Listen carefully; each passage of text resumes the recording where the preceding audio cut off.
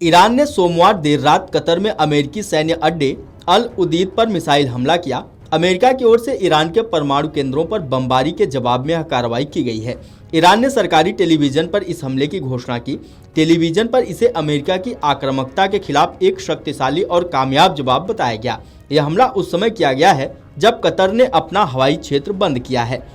America के राष्ट्रपति Donald Trump ने मई में कतर के अल उदीद बेस का दौरा किया था। यहाँ अमेरिकी सैनिकों से बात करते हुए उन्होंने कहा था कि मेरी प्राथमिकता संघर्ष खत्म करना है, शुरू करना नहीं। लेकिन अगर जरूरी हुआ तो मैं कभी भी अमेरिकी ताकत का उपयोग करने में हिचकिचाऊंगा नहीं, चाहे वह अमेरिका की रक्षा के लिए हो या हमारे सहयोगियों की।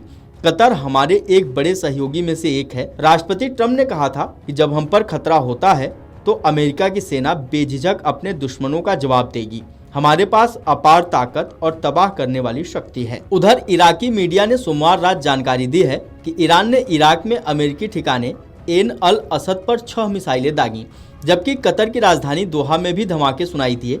मीडिया रिपोर्ट्स की माने तो सोमवार की रात ईरान ने मिसाइल हमले के बाद इराक के पश्चिम में स्थित एन अल असद बेस पर अमेरिकी सैनिकों की वायु रक्षा सक्रिय हो गई है। रिपोर्ट्स में यह भी बताया गया है कि संयुक्त अरब अमीरात ने ईरान के संभावित जवाबी मिसाइल हमले के कारण अपना हवाई क्षेत्र बंद कर दिया है।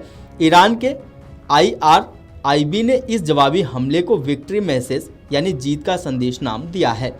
मीडिया रिपोर्ट्स की माने तो कतर की राजधानी दोहा में भी विस्फोटों की आवाज सुनाई दी है। एक समाचार एजेंसी की माने तो आज रात एक इजरायली अधिकारियों के हवाले से रिपोर्ट में बताया गया कि ईरान ने कतर स्थित अमेरिकी सैन्य अड्डे की ओर 6 मिसाइलें दागी हैं। इससे पहले भी बताया था कि ईरान इन अमेरिकी एयरबेस पर मिसाइल हमला करने की तैयारी में है।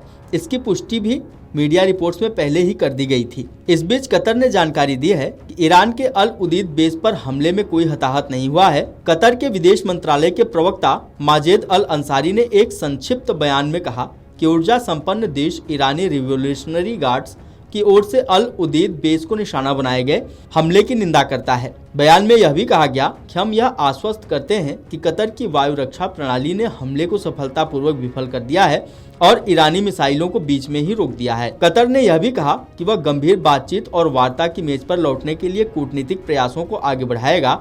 अल उदीद बेस पर ही संयुक्त वायु संचालन केंद्र भी है, जो पूरे क्षेत्र में हवाई ताकत को कमांड एंड कंट्रोल की जिम्मेदारी संभालता है। ईरान के शीर्ष सुरक्षा निकाय ने कहा कि अमेरिकी हमले में जितने बम इस्तेमाल किए गए, ईरानी सशस्त्र बलों ने भी जवाब में उतने ही बम दागे हैं।